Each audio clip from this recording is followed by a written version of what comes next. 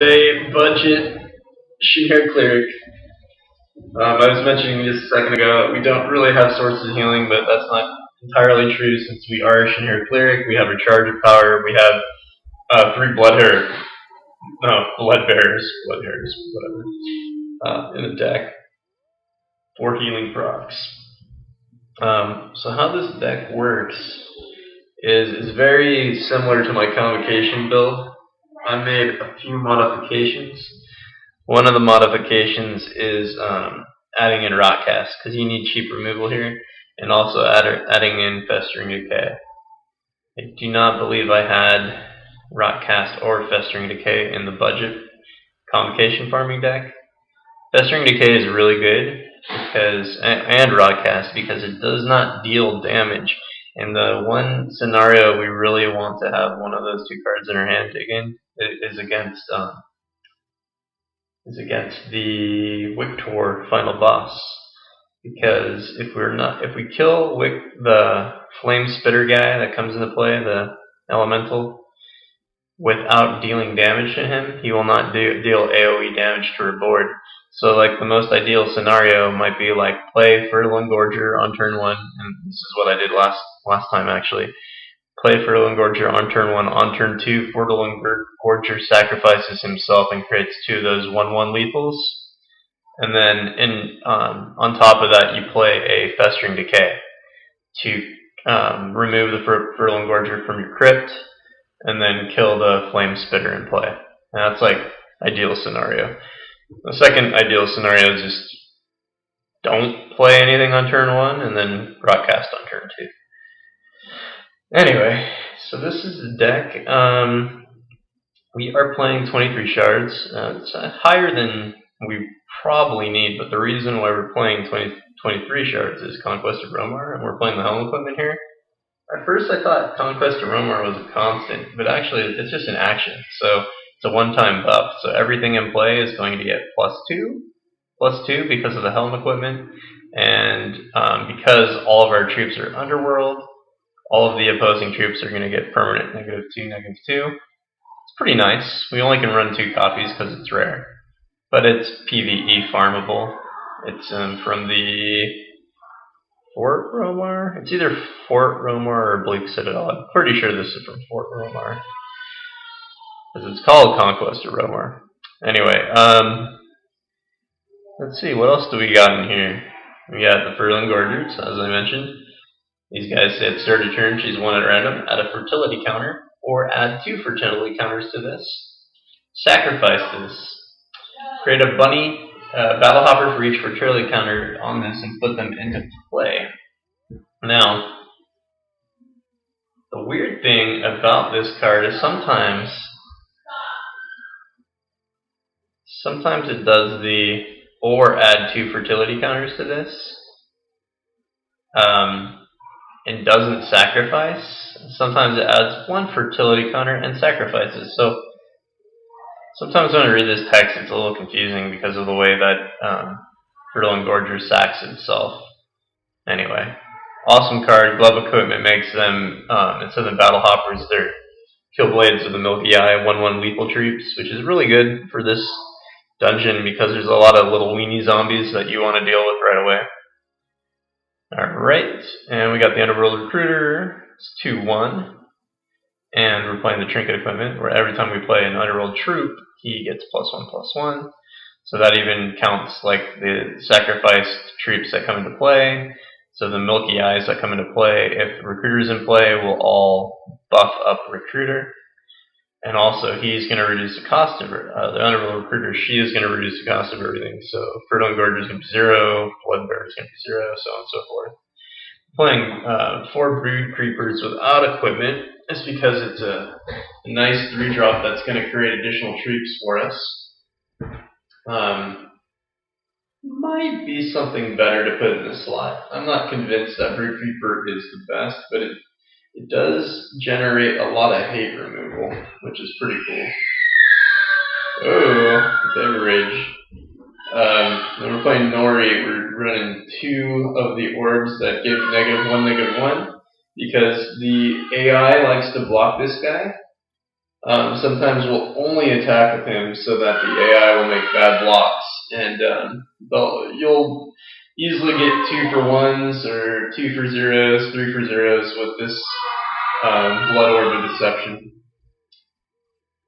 We got the Shin'Hare Eulogist with the chest equipment, and when he enters play, he will allow you to sacrifice any other troop, and for each Shin'Hare you sacrifice, of course, he's going to get +1/+1. This is good with the Shin'Hare build because you have a random chance to create battle hoppers when a Shin'Hare comes into play. So, and that happens before they hit the board, so you can also sacrifice those battle hoppers with this chest equipment that allows you to gain 2 health for everybody's sack. Poor Briella, she's crying outside the door. Then we got our removal suite. Cocktable's Thirst is also a buff, but it can be used as removal. Also can draw us cards late game. We got Festering Decay that does -3/-3, but we need a troop in our crypt to void. And we have our 4 rock cast, deal with cheap troops for cheap. And then 4 hatchery tormentors to put spiderling eggs in their deck. And his weapon equipment just puts an additional spiderling egg in every time we deal damage. So 2 instead of 1. And he's another 1-drop that combos with Underworld Recruiter. Anyway, that's the deck. I went through all the equipment. Nori puts a battle hopper into play. I think. Okay, and then the talent tree, because we're not really playing, I don't think we're playing any clerics. We're avoiding the affinity for clerics. We're playing the Monument of Fate for Steadfast. We're playing the Monument of Fate buff while we have 25 or more health, because we start with 28 health. When we draw a troop, that troop gets +1 defense. That also is a nice benefit for this deck. The troops that we draw are going to have a slight buff to them. And we also got the +3 starting health. We have Blessings grant an additional 2 health. So if we draw a Blessing, we're going to gain 4 health instead of 2. And then our Blessings have a random troop you control. The highest cost gets +1/+1. So that'll buff all of our more expensive troops. It often ends up being like Nori or sometimes an Underworld Recruit or a Shin'Hare Eulogist, which are all great troops to get the added benefit too.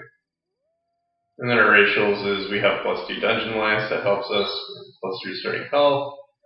And when we play a Shin'Hare, we have a 25% chance to create a battle hopper, which also buffs up Underworld Recruiter.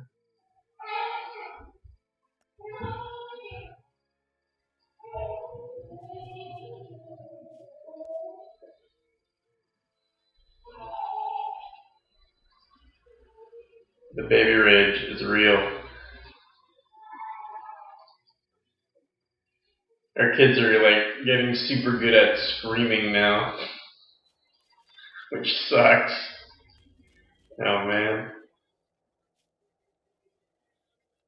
But the good news is my parents are taking them for the day for like 4 or 5 hours, so we get a little bit of a break to do whatever. Just have to make good use of that time. And I might have to pop off line pop off stream for a while, just to help my wife a little bit. The sand's fine. Kind of like having 2 Fertile Engorgers in a Conquest late game. It's pretty cool. I know Burning Throng has a lot of removal, so we'll keep this and go with it. Okay, he plays first.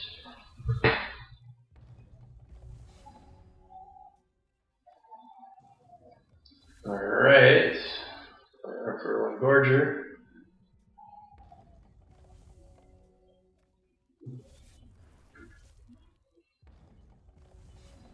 Bam! Got some Milky Eyes. Also picked up a Rock Cast, which we might be able to use next turn. Sure, use your charge power. We can attack next turn with 2 Milky Eyes. He's only drawing blood, which is pretty good for us. That's a rock cast target. Actually, we could. Yeah, it's better for us to rock cast when we can because see this time the Shin'Hare the Furling Gorger only made one. I think that's a bug. I want to say that's a bug. Kill off that guy, and we're going with our Milky Eyes.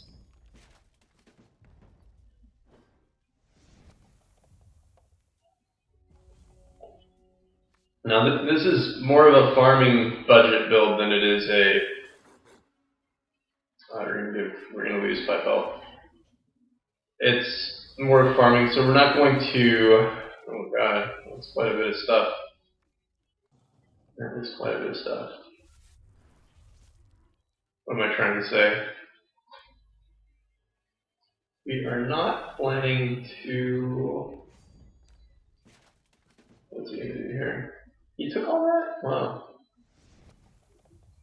Okay, did he buff? No, he still doesn't have the resource to buff here. Well, let's do this. Alright, what I was trying to say is because this is a farming build, we're not planning to go on the upper tier, so we don't care if we get ignited or something here. That is kind of getting annoying though. Conquest of Romar here would be really nice, so hopefully we draw a shard. Booyah! Perfecto. Yeah, so that is great. We're not going to lose anything here, and we're going to get the win. So we're not going to go on the upper path. We don't need that Power of Blood. Even though Power of Blood is really nice, we're just going to go the farming route, which is straight down and around.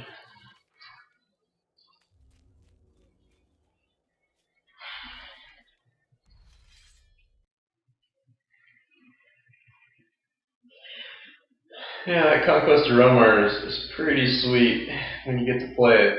It's not often that we hit 5, but when we do and we have that in our hand, it's usually a nice clean win. This guy could be super annoying if you have a late game hand. So I do like this hand because it's early game. There's only 2 things he can hit that are going to hurt us early on. And luckily we go first, so makes it even harder. I'm actually going to start with a Hatchery Tormentor here because if I can get in early with damage, we'll start to put Spiderlings in his deck.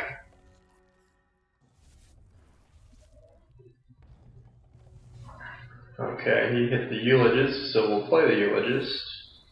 It's kind of nice now that we have this early game hand. Every card he hits with his ability, which says at the end of your turn, if this is in your hand, it deals 2 damage to you. We can just play that card immediately, so we don't have to take any additional damage. There's some cases where I don't care. I do have 28 health, so I can take some damage. It's not going to be the end of the world. Okay. So I have options here. This thing can't block.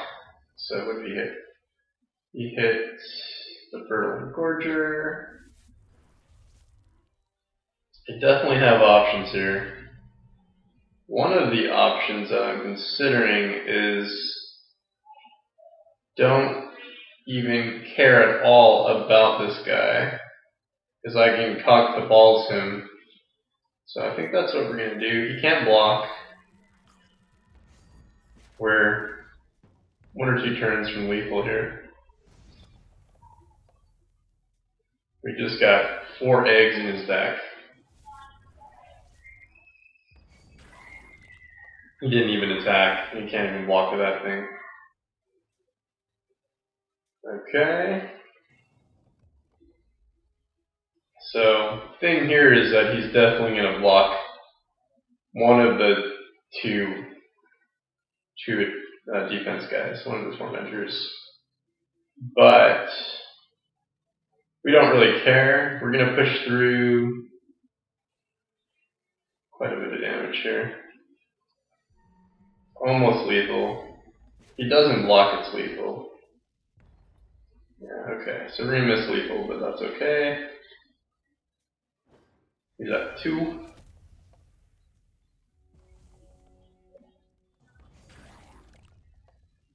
Yep, that's it. A little late, Recruiter. Okay, so 2 down.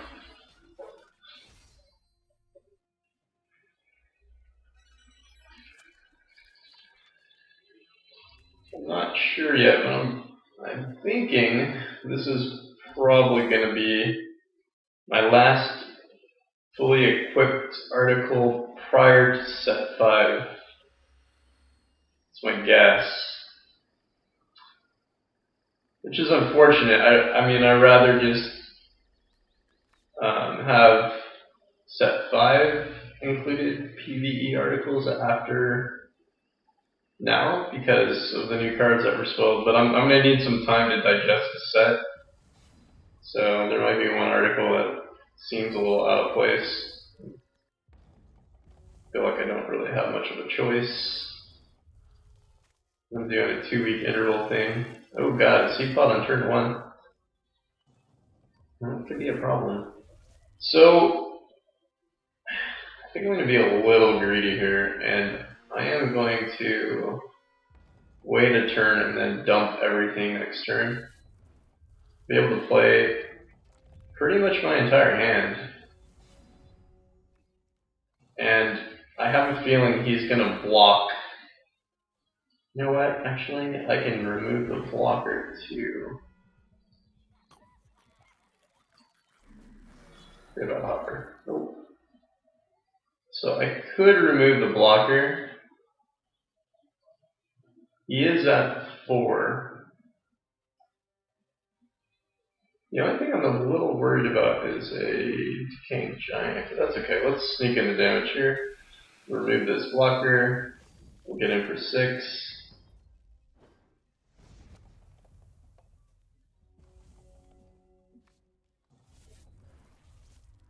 He's at 5. Seed-pod. Seed-pod. Man, oh man. It's a lot of seed-pods. He's obviously going to double block here. I mean, those underworld recruits are huge. Yep. Alright. Well, he has 3 cards in hand. Most likely one of them is a large troop. But you more than likely have lethal. Oh, darn. More blockers. Let's make them bigger. We'll go in with everything. Okay. He's at 8. We got this. What do you got? Nothing. Nothing at all. Alright, that's 3 down. So far, so good.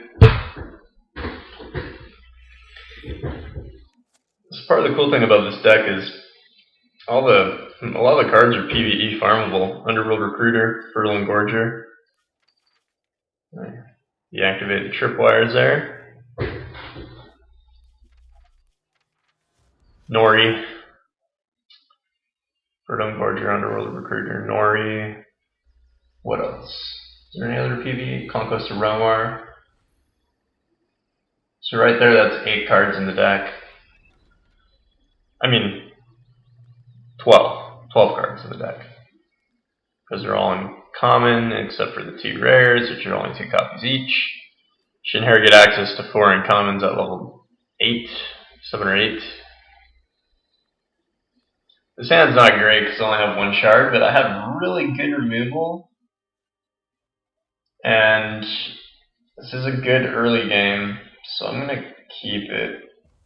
I know this guy mills a lot though, so it'll suck if he's going to hit a bunch of shards.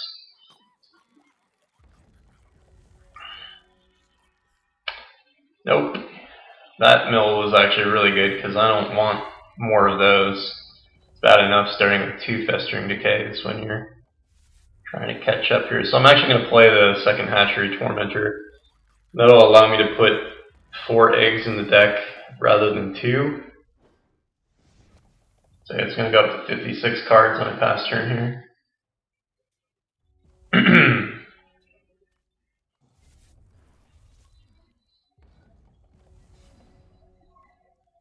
What did he hit? Bloodbearer, Shard, and Conquest. That's alright. We'll play our Shin'Hare Eulogist. We practice Battle Hopper, we'll sack it. That'll make him a 3/3. But also, well, we have plenty of. Actually, that is our second troop in the bin, so we have a Festering Decay that we can use.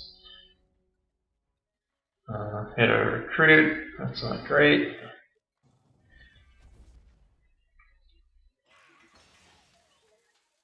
Oh shit, that's not good either.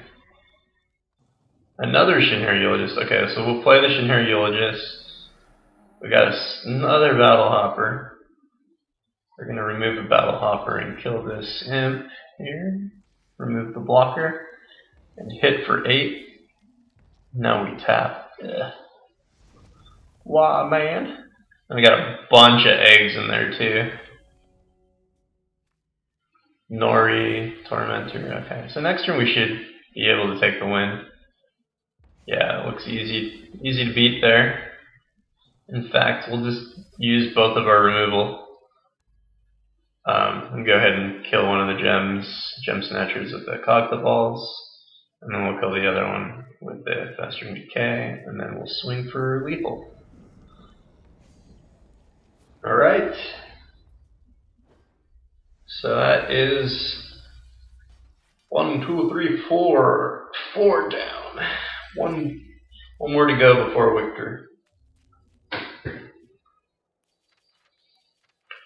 Pretty easy so far. I don't know how many people were farming this during Convocation, but I'm fairly sure most people that are farming Devonshire weren't farming it with decks that didn't play any PvP rares or higher. I could be wrong. People are pretty creative. So, Spitfire. Spitfire is not extremely fun to play against because of the way he deals damage back to us. So kind of what I'm looking for kind of here is an underworld recruiter early. This hand I actually do not like. Oh, well that's even worse. No shards. Here we go. We can make this work.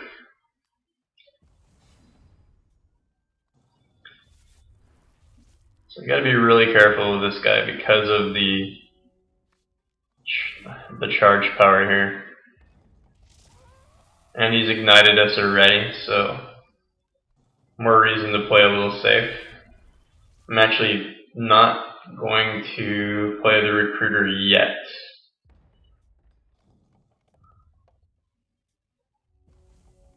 In fact, I may wait until after his third charge. Okay.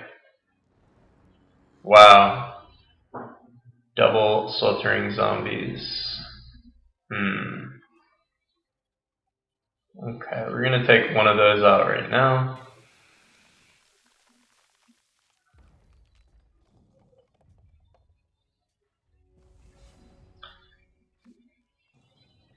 Okay. So we can consider dumping our hand here. I think I'm gonna have to. Although I'm still worried about this charge power. And then we can trade a Tormentor for... Oh, the other nice thing is one of our Tormentors has added health. So we'll want to trade the Tormentor with very little health here. This is gonna suck though. Oh god. Alright, so we're gonna have to block like this.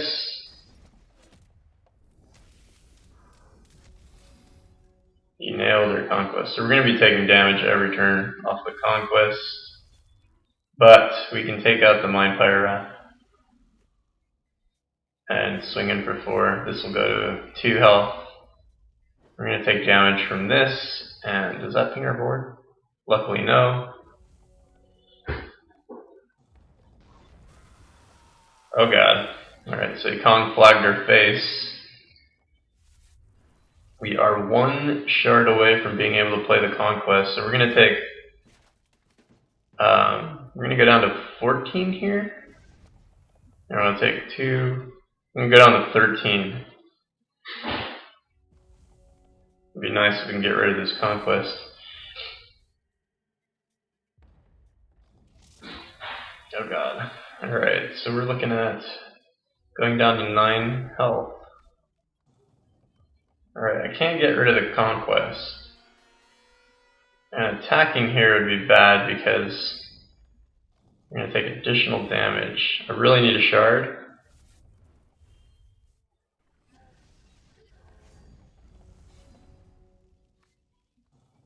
Nice.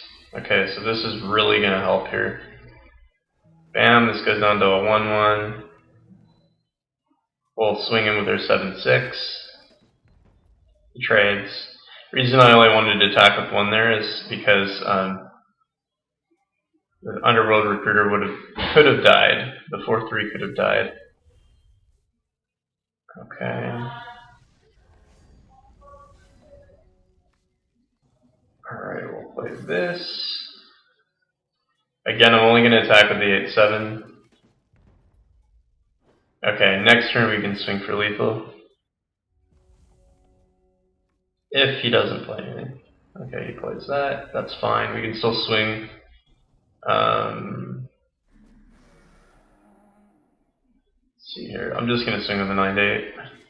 See if he takes it. He does not. So as long as he doesn't play a troop. Okay, we got this.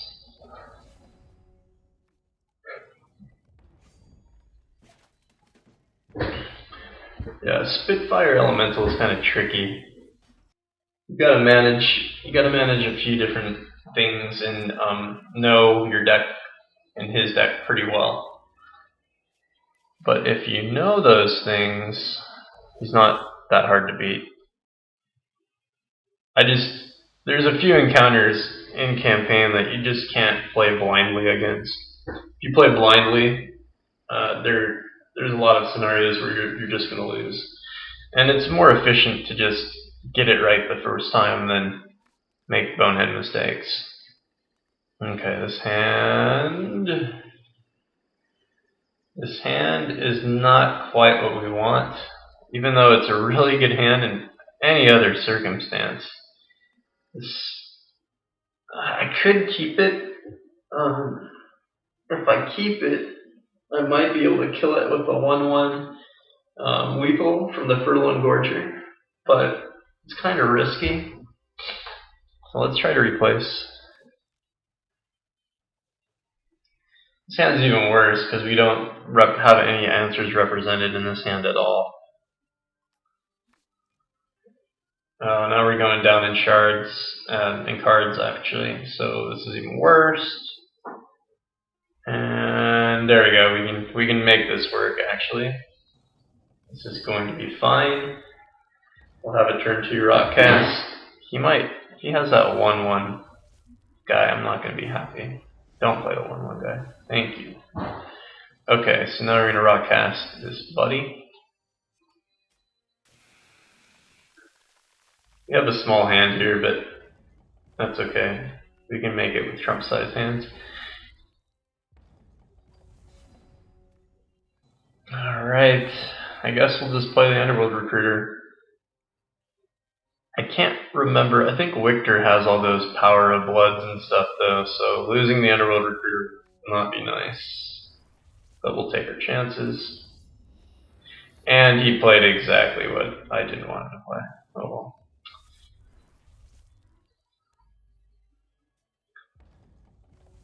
Well, now we're just kind of hoping he plays something that will give us card draw, which that guy usually does. Especially if I kill him here, what do we get back?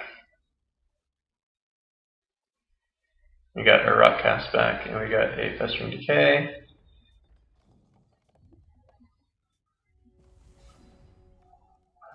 So this has been weird so far. This Underworld Recruiter has 2 health, so she might survive whatever he plays. I like Festering Decay in this encounter too, because it deals with those 6-3s that he plays. He hasn't hit his Ruby Shard though, so we're probably not going to see that anytime soon. When this dies, avoid it, and our random troop gets dead sentence. Okay. I mean, it can't block, So I guess there's that. But I also don't really want to be taking 4 damage. So I have to consider killing it with a Festering Decay. Kinda want to save my Festering Decay though. I could always chump block with the Battle Hopper. I think the chump blocking sounds pretty good because... So, you going with your deck there, Swig? Mono Blood? Now he'll get Ruby. Yeah, why? Okay, he's buffing. He's double buffing. Oh god, he's at 12. Okay, so 1 Mind Fire, that's good for us. I'm gonna have a good match against everything, so I think it's a solid deck to run. Well, that's okay, I guess. It's looking like there's We're no gonna +1 do anymore. this. It looks like there's only 16 people matched up. Awesome. Oh, this guy has no health. We're gonna chump block here.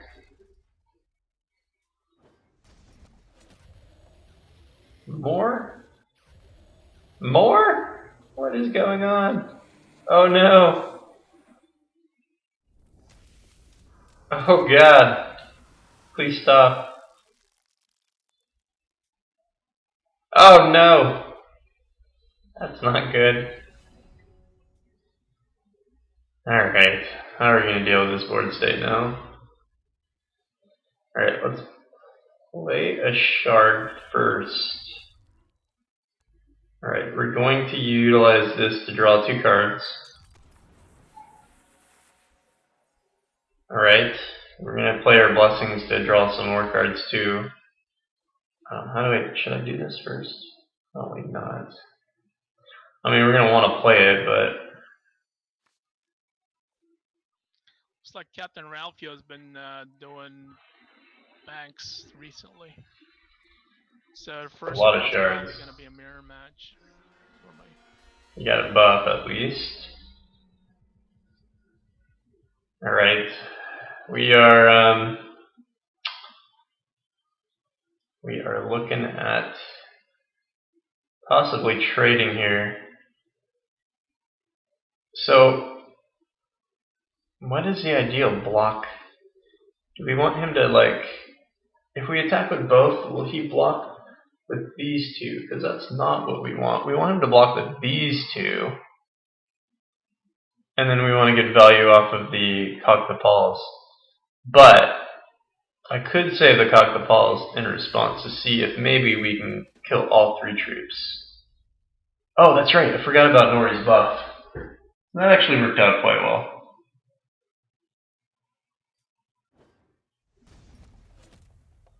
That worked out quite well. So we can now play Cock the Paws in response. Oh, I forgot about the ping there.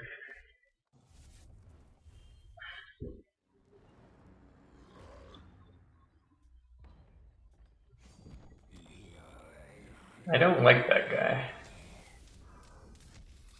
Okay, we might just kill him. Oh no, that was not good. Looks like the EU has started already, right? The EU? Yeah, I'm looking at the EU things, and they got people with their results in already. Oh, maybe they started a little bit earlier, I don't know.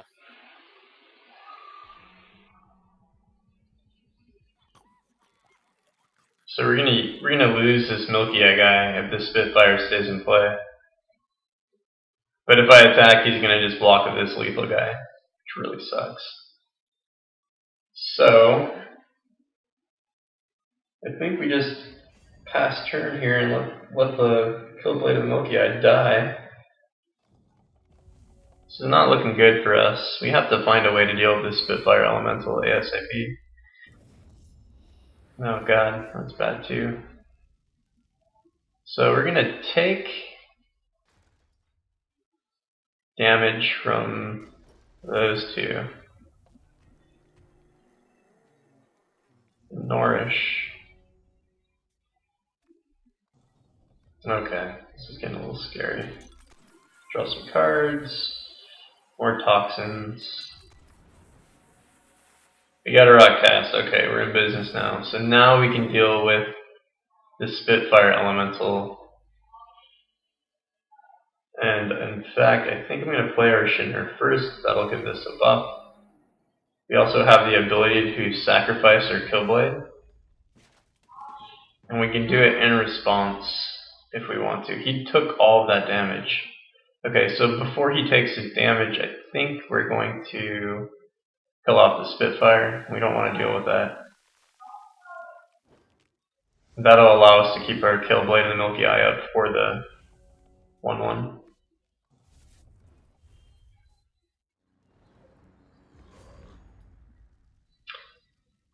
So he's indicating basically that he has some sort of buff. I'm willing to bet though it's not enough to take out an 11 cost.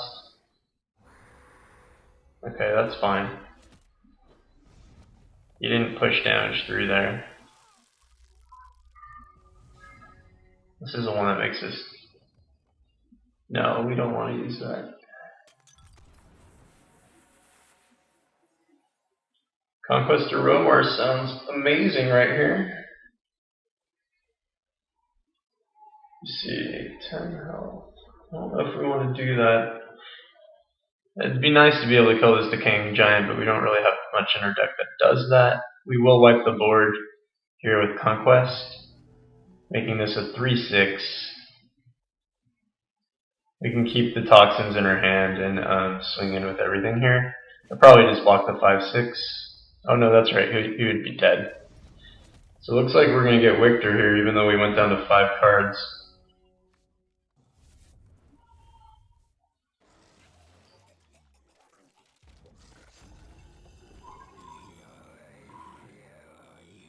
Oh, he's going to make me work for it, huh? So... But Lethal Troop, man. That Lethal Troop makes me want to draw more with this Dream Toxin. Let's see. Nope, just shards. It's funny playing this deck, how many cards you get.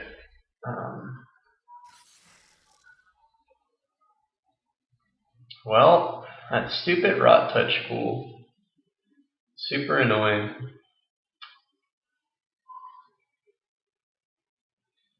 And if this dies, then that Voided Troop comes back into play.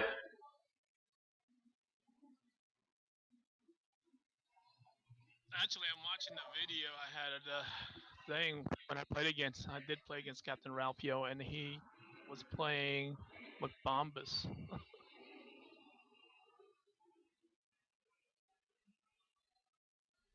I guess attacking with the Nori is the best thing to do here. Because even if Nori dies, well, even if he blocks, he'll die. Yeah, I gotta remember that this gem is actually super important in this matchup.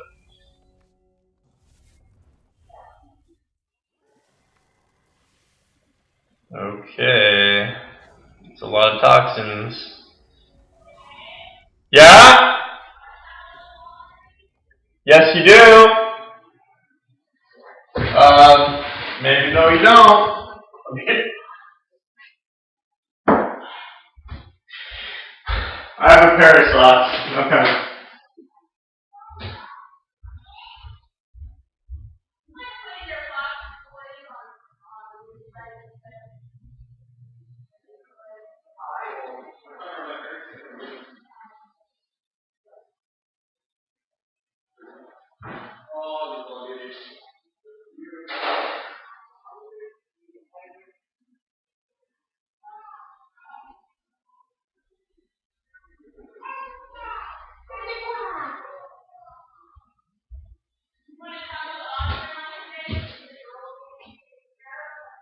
You'll probably have more fun without me.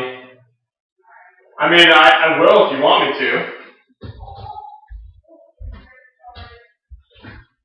Alright. Now I gotta figure out how to do lethal here, right? Okay. So let's do the draw card one first. There's so much stuff in our graveyard right now. It's going to be a little crazy. Got a second Nori. Could probably get some really good value out of this Nori actually if we just attack with it. In fact, Nori will kill Nori, so we might as well attack with it anyway. Almost to the point where I think avoiding burning counters. Well, at least this is a one-sided draw. He's down to 9 cards too. I guess that's another thing to be mindful of. Let's kill this and get some cards back. Get a blessing. Okay, we'll play the blessing. Okay, we got a Root Creeper. Kill Blade. Okay, I think we're at the point now where we're just going to do an all-in swing here. I'm hoping he blocks the Nori with some of this stuff, but who knows what he's going to do here. So if he does, he's just doing good blocks, basically. And we got him down to 2.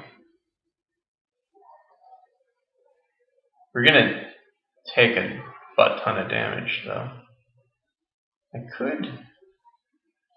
think we're at the point in the game where doing that might not be affordable. I'm going to take 4 damage. Let's just do this. I could actually kill the Nori and replay a Nori. Maybe that's the best. So we're going to just kill these 2.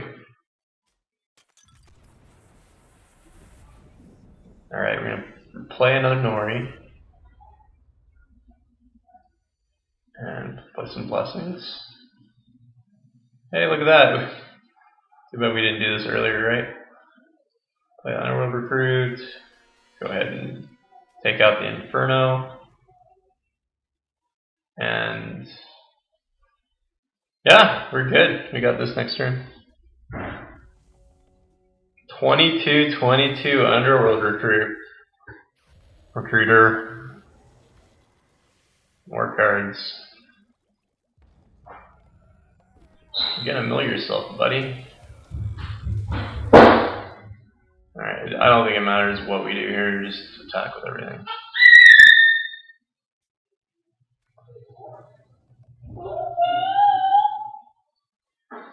Hi Bree, what you doing?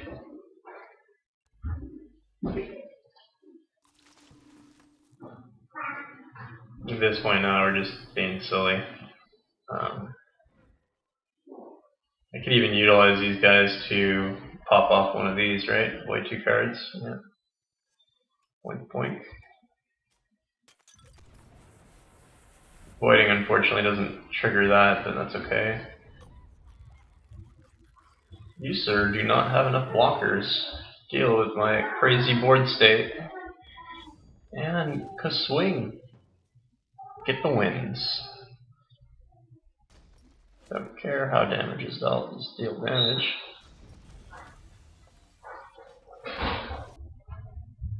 So that's it. That is the Devonshire budget deck. Good morning. Hey, morning. Bulwark of 5. 2 skin hands. Alright. And we got a Brewmaster. Sweet. Which this event's almost over. Tomorrow is the last day. Tomorrow morning it ends. So just for anyone that tuned in late, here's the deck list.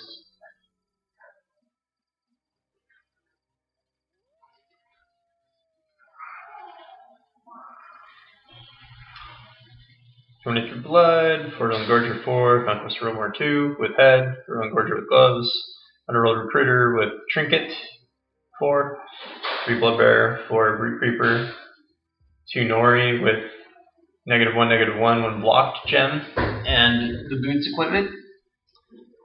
Even though his Boots equipment looks like a hat, like a weird boot. Slipper. Oh, I see. I see how it's a slipper now. I always looked at it like as if it was going the other way. Anyway, Shin'Hare Eulogist with the robes, 4. 3 Cock the Falls, 4 Rock Cast, 3 Festering Decay, and 4 Hatchery Tormentor with Weapon Equipment. And the talents look like this. the 2 on the right, the 2 on the left, and +3 in the middle. That's it. Good luck. You can do it. And I think that's quick short stream for me. So have a good day, guys. Later.